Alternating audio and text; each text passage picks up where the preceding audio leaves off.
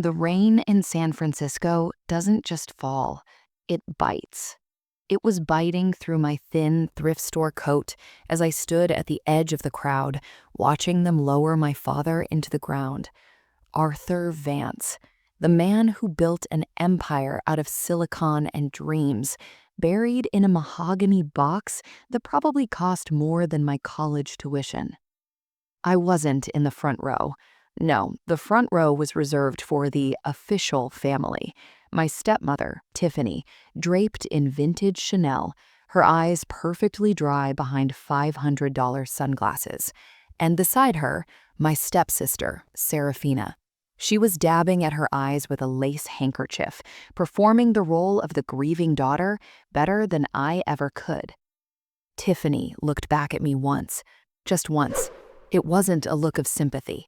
It was a look of victory, like she was checking to make sure the trash hadn't been picked up yet. Before we get into the moment my entire world flipped upside down, I want to know who is listening today. Where are you joining us from? Are you in a quiet house or maybe listening on your way to work? Drop your city in the comments. I want to see how far this story reaches. And tell me, have you ever felt like an outsider in your own family? Because that's exactly where I was. Let me tell you who these people really are. First, there's Tiffany. My father married her 6 years ago. She's the kind of woman who treats kindness like a currency she can't afford to spend.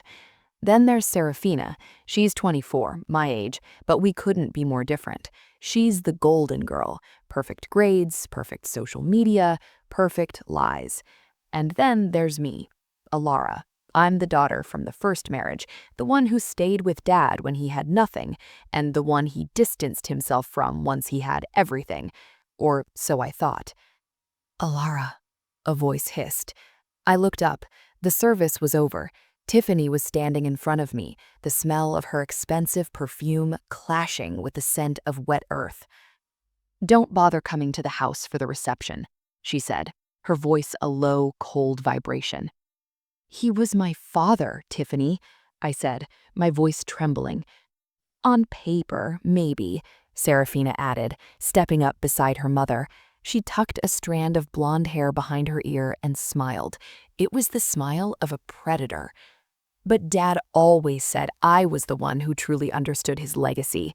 You're just a reminder of a past he wanted to forget." They turned and walked toward the line of black limousines, leaving me standing in the mud. I felt small. I felt erased. But as I turned to leave, a hand touched my shoulder. It was Marcus, my father's longtime attorney. His face was grim. "Alara," he whispered, "don't go home yet. Come to my office in an hour. There's something your father left for you, only for you." My heart did a strange little flip. Was there a letter? An apology? "Is it about the will?" I asked. Marcus looked away. "Just come to the office." I didn't know it then, but the gift my father left me was about to turn my stepsister's perfect life into a living nightmare. And it all started with a device that shouldn't have been able to turn on. The office of Vance and Associates was a glass and steel monolith overlooking the bay. It felt like a fortress. When I walked into the conference room, Tiffany and Serafina were already there, sitting in leather chairs that looked like they cost a year's rent. They looked at me like I was a stain on the carpet. "Why is she here?" Tiffany snapped at Marcus. "We already agreed on the distribution. The estate, the accounts, the tech patents, it's all settled." Marcus didn't look at her. He sat down at the head of the table and opened a thick manila folder. Arthur was a complex man. He knew his death would create friction. He left specific instructions for this meeting. He cleared his throat. To Tiffany Vance, his wife, he leaves the primary residence in Palo Alto and a yearly stipend of $2 million, provided she maintains the Vance Charitable Foundation. Tiffany smirked. She settled back into her chair, the queen of the castle. To Serafina, Marcus continued, he leaves 49% of the voting shares in Vance Technologies and the liquid assets held in the Cayman accounts, approximately $80 million. Serafina let out a small, breathless gasp. She looked at me, her eyes gleaming with pure, unadulterated malice. I guess some of us are just born to lead, Alara. My stomach turned. I didn't want the millions. I just wanted to know he cared. I waited for my name. And to Alara, Marcus said, his voice dropping an octave. The room went silent. Tiffany leaned forward, a mocking glint in her eyes. To my biological daughter, Alara, Marcus read, I leave the contents of my old desk in the garage, and this.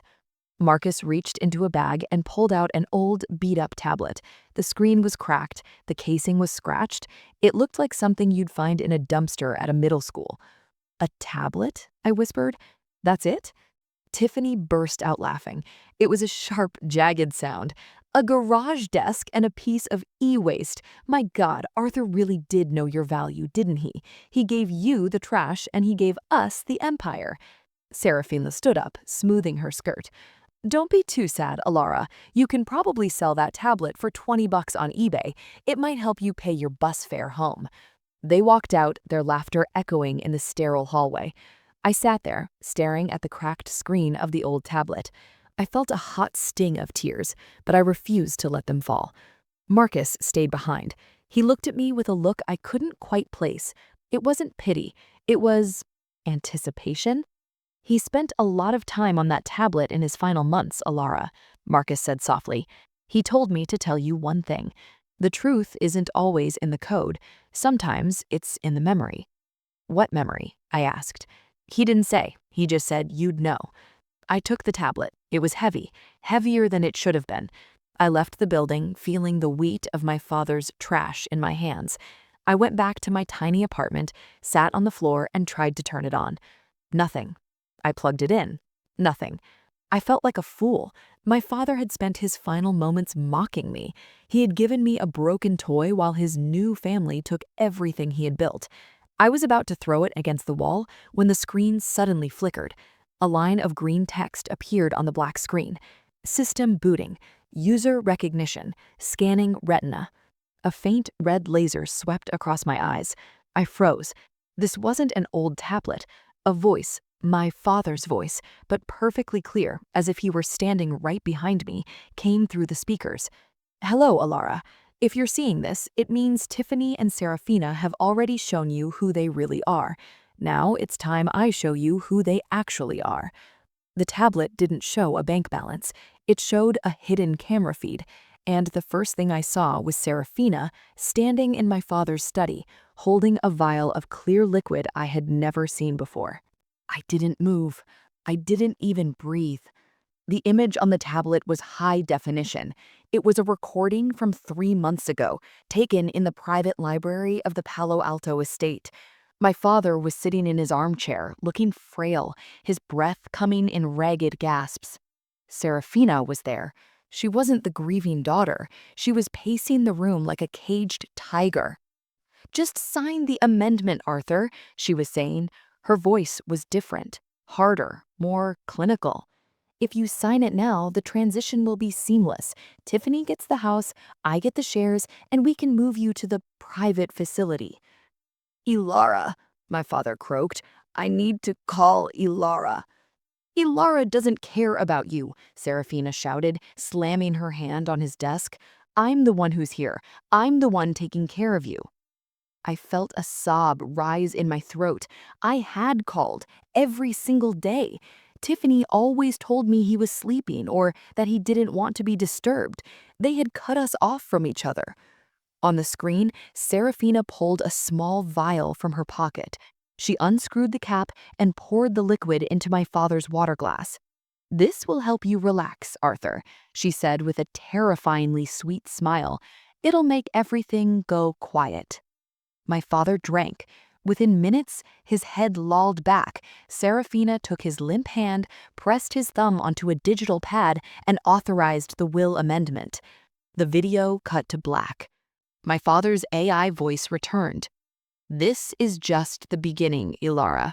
They think they've won. They think the money is theirs. But I built a backdoor into every system I ever created, and I left the key in your heart. Dad, I whispered, touching the screen. To unlock the Vance deep storage account, you must provide the answer to the one question Serafina could never answer. Ilara, do you remember the summer of the blueberries? I froze. The summer of the blueberries. I was 6 years old. We were poor then. We lived in a trailer in Maine while Dad was coding his first algorithm. We had no money for candy, so he took me to a wild blueberry hill. We picked buckets of them until our hands were stained deep purple. He told me that day, Ilara, no matter how much money we make, never forget the taste of something you worked for yourself. The password, I said, my voice cracking. The password is purple hands. The tablet chimed. A golden progress bar filled the screen. Access granted. Recovery mode activated. Transferring remaining assets, $125 million. My jaw dropped. The liquid assets he gave Serafina, that was just the tip of the iceberg. The real fortune, the deep storage account, was mine. But there was more. A folder appeared on the screen titled The Serafina Project. I opened it. My heart stopped. There were birth certificates, private investigator reports, DNA results. Serafina wasn't Tiffany's daughter from a previous marriage. She wasn't a Vance. She wasn't even who she claimed to be. I need your help here. What would you do? If you had the proof that your stepsister was a fraud and had basically drugged your father to steal his money, would you go to the police right away? Or would you wait for the perfect moment to humiliate them in front of everyone? Type police or revenge in the comments right now. I need to know if I was too cruel for what I did next. I chose revenge, and the perfect stage was already set. The Vance Legacy Gala was happening in 3 days. Tiffany and Serafina were planning to announce their takeover of the company. I wasn't going to stop them. I was going to let them climb to the very top before I pulled the ladder under them. The next 3 days were a blur. I didn't go to work. I didn't eat much. I spent every waking hour with the tablet, learning the extent of my father's digital ghost. It wasn't just a recording device, it was a master key. My father, in his final months of lucidity, had realized Tiffany was poisoning him, not enough to kill him instantly, but enough to make him confused, suggestible. He couldn't fight back physically, so he fought back the only way a genius poder could. He wrote a virus, a truth virus. Ilara, the AI father said on the second night, the gala is at the SF Museum of Modern Art. The entire board of directors will be there. The media will be there. Serafina plans to announce she is the new CEO. How do I get in, Dad? I'm barred from the guest list. Check the garage desk. The bottom drawer has a false back. Use the code 0612. 612. My birthday. I drove to my father's estate. I didn't use the front gate. I used the old service entrance I used to sneak through as a teenager. The garage was a massive, temperature-controlled warehouse for his vintage car collection. In the corner sat his old wooden desk, the one he used when he was a nobody. I found the false back. Inside was a small velvet box and a black titanium card. The card had no numbers, just a symbol, an owl, the logo of his first secret company. I opened the velvet box. Inside was a necklace, a single perfect sapphire surrounded by tiny diamonds, and a note in his actual handwriting. For my real daughter. Wear this when you reclaim your throne. They think you are a librarian. Show them you are a Vance. I felt a surge of power I had never felt before. I wasn't the scared girl at the funeral anymore. I went to a high-end boutique in Union Square. I walked in wearing my old jeans and a hoodie. The saleswoman looked at me like I was lost. "Can I help you find the clearance rack?" she asked, her voice dripping with condescension. I didn't say a word. I pulled out the black titanium card and set it on the counter. The woman's eyes went wide.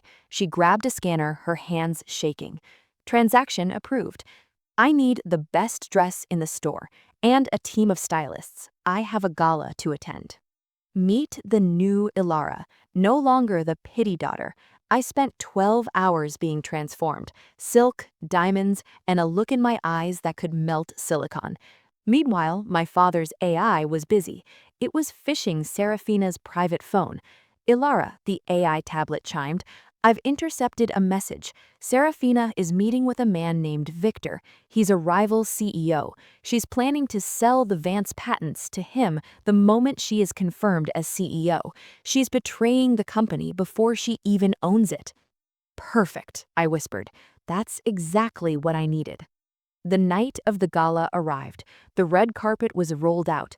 Tiffany and Serafina were at the top of the stairs, greeting the elite of Silicon Valley. They looked like royalty.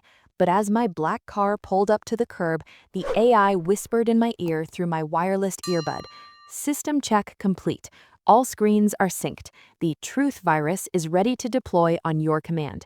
Do you want to start with the DNA results or the video of the poisoning? I stepped out of the car. The cameras started flashing.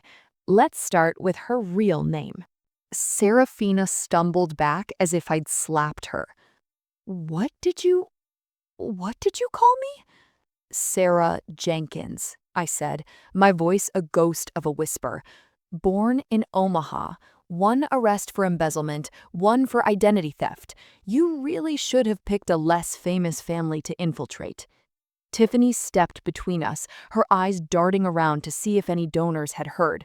You're delusional. Serafina is my daughter, my blood. I looked at Tiffany with genuine pity. Is she, Tiffany? Or did she just find you at a low point, armed with a fake background and a story about a lost inheritance that matched your own greed? Just then, a man approached, Victor Sterling. He was the CEO of Nexus Corp, my father's biggest rival. He was tall, silver-haired, and had the smile of a man who enjoyed watching businesses burn. Is there a problem here, ladies? Victor asked, his eyes lingering on me with a predatory curiosity. No problem, Victor, Serafina said, recovering her poise with terrifying speed. Just a disgruntled relative looking for a handout. She was just leaving. Actually, Victor said, looking at my necklace, I haven't seen that piece since Arthur's first wife passed. It was supposed to be in a private vault. It was, and I have the only thumbprint that opens it. I saw the flicker of doubt in Victor's eyes. He was here to buy the patents from Serafina. He needed her to be legitimate. If she wasn't, his multi-billion-dollar deal was a crime. The lights dimmed. A chime echoed through the museum. It was time for the keynote speech. Serafina squeezed my wrist, her nails digging into my skin. Watch me take your father's world, Ilara, she hissed. By the time I'm done with that microphone, you'll be the one the police are looking for. Serafina stumbled back as if I'd slapped her. What did you call me? Sarah Jenkins, I said, my voice a ghost of a whisper. Born in Omaha, one arrest for embezzlement, one for identity theft. You really should have picked a less famous family to infiltrate. Tiffany stepped between us, her eyes darting around to see if any donors had heard. You're delusional. Serafina is my daughter, my blood. I looked at Tiffany with genuine pity. Is she, Tiffany? Or did she just find you at a low point, armed with a fake background and a story about a lost inheritance that matched your own greed? Just then, a man approached, Victor Sterling. He was the CEO of Nexus Corp, my father's biggest rival. He was tall, silver-haired, and had the smile of a man who enjoyed watching businesses burn. Is there a problem here, ladies? Victor asked, his eyes lingering on me with a predatory curiosity.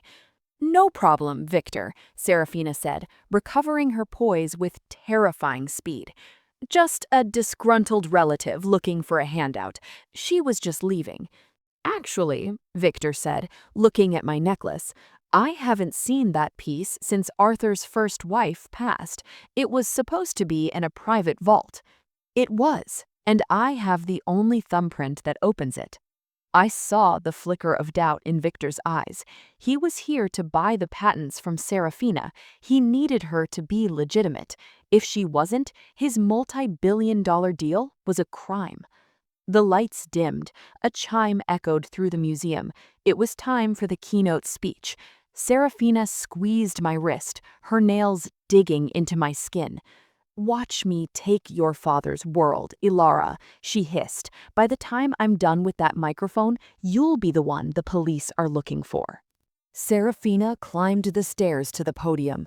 Behind her, a massive screen displayed the Vance Technologies logo, the owl. She began to speak. She talked about legacy. She talked about innovation. She talked about her beloved father and the burden of leadership. I stood in the shadows by the tech booth. I pulled the cracked tablet from my clutch. "Dad," I whispered into my earpiece. "System override 80% complete," the AI voice crackled. "Alara, she is about to announce the sale to Victor. If she signs that digital contract on stage, it will trigger an automatic transfer that even I can't stop. You have 3 minutes." On stage, Serafina was hitting her stride. "And so, to ensure the Vance legacy lives on, I am proud to announce a merger with Nexus Corp, a new era of technology led by myself and Victor Sterling." The crowd erupted in applause. Victor stood up, a smug grin on his face. He held a tablet of his own, the digital contract. "But first," Serafina added, her voice dripping with fake emotion, "a tribute to the man who started it all, a video of Arthur Vance's final days showing his handoff of the company to the daughter he trusted most." The lights went pitch black. The crowd went silent. Imagine the person who hurt you most is about to get everything they ever wanted. You have the power to stop them, but it means exposing everything. Would you do it? Type now if you'd hit that button immediately. "Now, Dad," I whispered. I hit the button, but instead of the tribute video, the screen turned blood red. A single sentence appeared in giant white letters. "The truth is not in the code. It is in the memory." The museum erupted into a confused murmur. Serafina turned to the tech booth, her face frantic. "Wrong file! Shut it down! Turn it off!" But the AI was a god in this machine. The red screen faded, and suddenly the library recording began to play.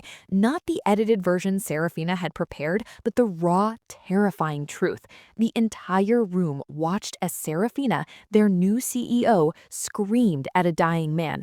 They watched her pour the clear liquid into his glass. They heard her voice, cold and metallic. "Just sign it, you old fool. Alara is gone. I'm the only one left." The silence that followed was heavier than the museum's foundations. Then the second file opened, a side-by-side comparison of DNA records, Sarah Jenkins versus Arthur Vance. Match? 0%. And finally, the Sarah Jenkins mugshot from Omaha filled the screen 20 feet tall. Serafina dropped the microphone. It hit the stage with a deafening thud that echoed like a gunshot. Tiffany stood up, her face a mask of horror. "Serafina, what is this?" "She's not your daughter, Tiffany," I said, walking out of the shadows and into the spotlight. I climbed the stairs, the crowd parting for me like the Red Sea. Victor Sterling backed away from the stage, his hands raised as if to ward off a curse. "The deal is off. I've never seen this woman before in my life." "Liar," Serafina screamed at Victor. "You helped me get the sedative. You said we'd split the patents." The room turned into a riot. Security rushed the stage, but they weren't the only ones. 4 men in dark suits, FBI, stepped through the front doors. "Sarah Jenkins, Tiffany Vance, you are under arrest for conspiracy to commit murder and corporate espionage." But Serafina wasn't going down easy. She lunged for me, her hands reaching for the sapphire around my neck. I felt her fingernails rake across my collarbone before the agents tackled her to the floor. The golden girl was kicking and screaming, her expensive dress torn, her wig slipping to reveal the dark, neglected hair underneath. Tiffany was led away in silence. She didn't fight. She just looked old. For the first time, she looked like exactly what she was, a woman who had traded her soul for a house she didn't even like. I stood on the stage, alone. The truth virus had finished its work. The screens now showed a final image. My father, sitting on that blueberry hill in Maine, holding a young girl in his arms. "Is it over, Dad?" I whispered. "Transaction complete," the AI replied. "The Vance estate has been restored. All accounts are now under the sole control of Ilara Vance. And Ilara? Yes, he loved you. He just forgot how to say it without a keyboard." The museum cleared out. The police, the lawyers, the shocked socialites, they all bled away into the San Francisco fog. I sat on the edge of the stage, my heels kicked off, the cracked tablet in my lap. Marcus, the attorney, walked up to me. He wasn't looking at his watch anymore. He looked at me with a profound, quiet respect. "You did it, Alara. He knew you were the only one who could survive them. He told me once that you were the best code he ever wrote." "I don't want the company, Marcus," I said. "I want to do what he should have done. I want to use the patents to help people with memory loss. I want to make sure no one else can be erased the way he was." "That sounds like a legacy worth having," Marcus smiled. "The story is almost over, but the impact is just beginning. If you were Alara, would you keep the millions, or would you give it all away to fix the system that broke your father? Let me know in the comments. I'm curious to see your hearts. I thought it was over. I thought I could finally sleep.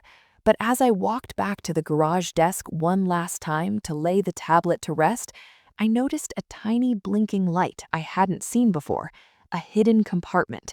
Inside was a physical key, a real iron key with a tag that said, "For the other daughter." The room was so quiet you could hear the bubbles popping in the champagne glasses. Serafina was on the stage, her face projected on every giant 4K screen in the museum. But it wasn't her face as Serafina Vance, it was a mugshot. Name, Sarah Jenkins. Charge, grand larceny and identity theft, 2018. The crowd gasped. Tiffany looked like she was about to faint. "This is a lie!" Sarah, screamed into the microphone. "This is a deep fake. Ilara did this. She's jealous." I walked onto the stage. I didn't need a microphone. My father's AI had already hijacked the house speakers, amplifying my voice to a godlike roar. "It's not a deep fake, Sarah," I said, looking her right in the eyes. "And neither is the video of you putting a sedative in my father's water 3 days before he died." The screens changed. There it was, the library, the vial, the cold, calculating look on her face as she forced his thumb onto the document. The board of directors stood up in unison. Marcus, the lawyer, stepped forward from the shadows. "As of 5 minutes ago, the probate court has issued an emergency stay. The will amendment is declared fraudulent.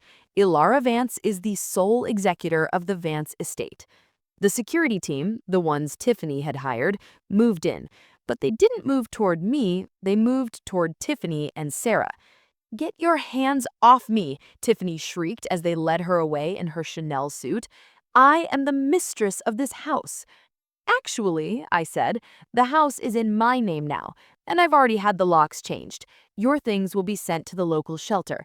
I'm sure they could use some vintage furs."